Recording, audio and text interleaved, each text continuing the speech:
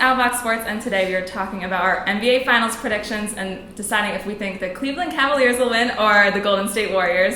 And I thought most of us were going to pick Golden State Warriors after Game 1 that they won, but no, a lot of us are going for the Cavs. Yeah, I'm definitely going for the Cavs. I don't know about anybody else, but granted, Golden State did win 73 games. That's an NBA record and things like that. But this team, this Cleveland Cavaliers team with LeBron James and the supporting guys they have, Kyrie Irving, Kevin Love, when they're actually clicking, they're unstoppable. I mean, we see them throughout the entire playoffs. With the three-point shooting, it's been ridiculous. Mm-hmm. Their defense is amazing. They're just a really good team to win, and that's what I think we'll win.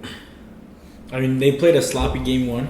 Yeah. With the exception of defending Steph Curry, yeah. Klay Thompson. They came back. They had a deficit down there in the third quarter. They almost came back all the way. And they got ahead for a minute there. Couldn't close the Warriors out. I think if that happened in the fourth, they could have won. It was a matter of time when the Warriors had time, and they had a great supporting bench play in Game 1. Yeah. But we've seen the Cavaliers play phenomenal basketball too often. Yeah. We could say I think Game 1 was a little fatigue. They had the rest, but sometimes when you're not in rhythm playing, kind of have to sputter out of the gate, and I think that's what happened to the Cavaliers in Game 1. I think they'll bounce back in Game 2, potentially take both in Cleveland. They're a phenomenal Cleveland Cavalier team at home, like you said. So I think I'm still going with the Cavs based on what I've seen this season and what I've seen in the playoffs from LeBron and his co-stars. Yeah, I think it was a fluke because the Golden State, they outscored 45-10 on the bench. Right. And it's I don't think that's going to happen again. And then on top of that, the Cavs gave up 25 points off of 17 turnovers. So not usual. They started the game. The first time J.R. Smith touched the ball on back-to-back possessions, he dribbled it off his foot for a turnover. Mm-hmm. Granted, that's not going to happen every time, but there's a lot of things that played factor to the Cavs digging themselves into a hole that overshadowed their great defense. Mm-hmm. And I think that was the main point for them. And they did shut down Klay and Steph. That defense was phenomenal on the two of them, but it's just lacking in other areas. Like you said, turnovers, missing a lot of easy layups. Yeah, exactly. Necessarily, we're not going to see that again. Yeah, Kyrie missed a lot. Yep. He got to the basket very well and just missed it. Good finish. I completely agree. I think that it was a very sloppy game, and they still were in the game. Yeah. The Cleveland Cavaliers have so many weapons on offense now. According to last season in the finals when LeBron had no one, now he has his two guys, Kyrie Irving and Kevin Love. He also has Channing Frye who can shoot the three ball. We all know that now the Cleveland Cavaliers can shoot the three. Yep. Kevin Love plays very well at home. I think that JR plays better at home as well. That was a fluke. These guys can score the basketball. They went up in the third quarter in the Golden State game, and then it just clearly showed that the Golden State Warriors have a bigger bench. They do. That's for sure. Yeah. And I think that it's going to be a much better series from after Game 1. They had a long break. They didn't play for a while when Golden State was playing one of the best teams in the NBA in the Oklahoma City Thunder. Now the dust will settle a little bit, and the Cleveland Cavaliers are going to have a great Game 2.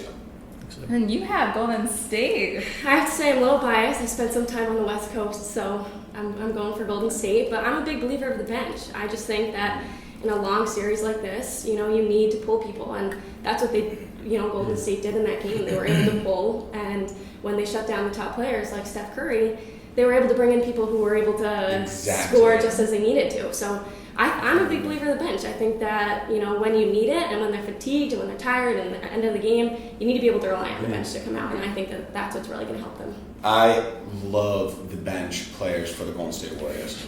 Leandro Barbosa was the sixth man of the year in 2007 for one of my favorite teams in NBA history, the Phoenix Suns.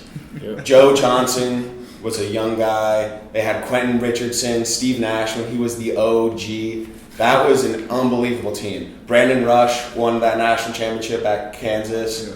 Yeah. They have Murray Spates is such a good big man. He's an awesome player on the bench, and we're not even getting to the reigning Finals MVP from last year, Andre Iguodala. Put the team on his back.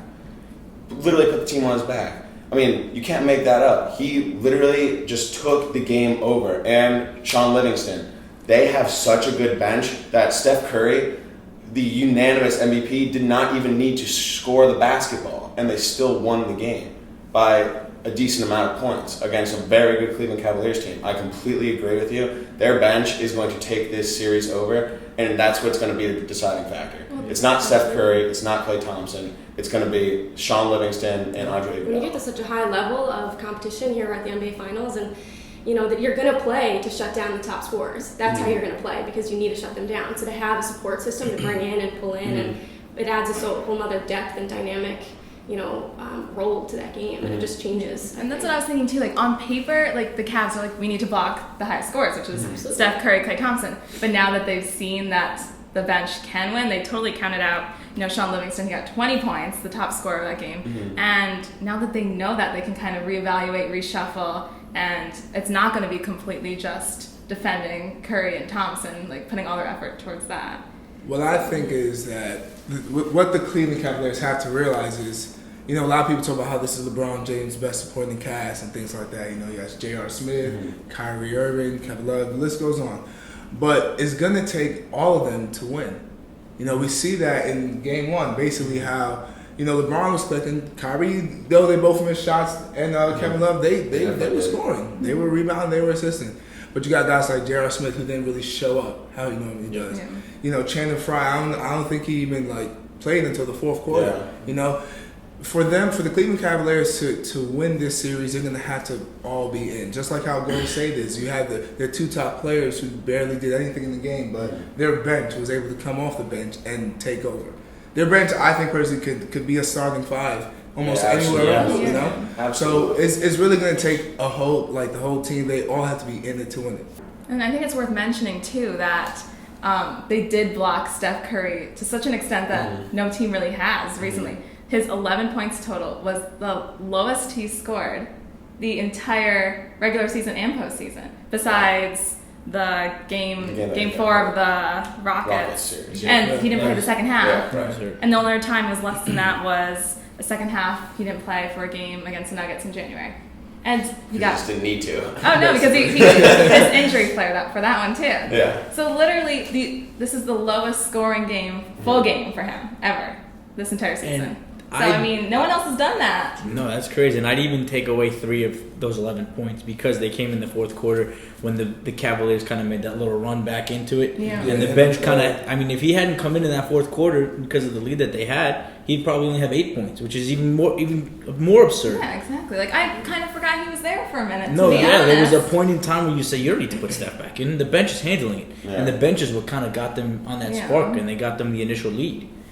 But like I'm saying, if they can hold Curry again like that and hold the bench and contain them, I can't see them losing. That's the one thing I'll say. You can watch the film again from game 1 and see Kyrie Irving showing his effort defending Steph Curry. And LeBron bullied him the whole over the court, wherever he was bullying him.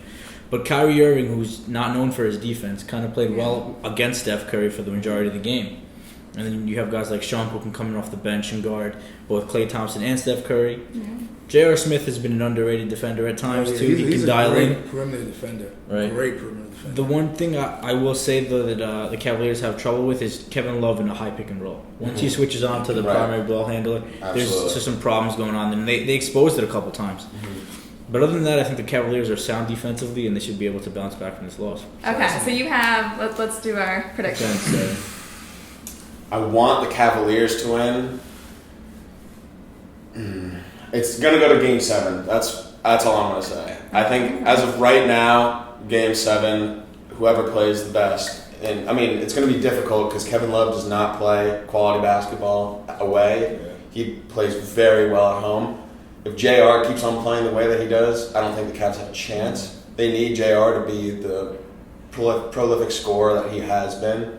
And Kyrie Irving just needs to finish his shots. LeBron James needs to assert his dominance as the best player in the NBA, which he is, which we will get to later. But I think that as of right now, I'm picking Golden State in 7. It's done last week. Well, yeah, I said, Cavs need a 6 or 7. I made all my points on that. So I'm going Cavs in 6, but if it goes to 7 and they take it in 7, I'm okay with that. And a game of great basketball to watch.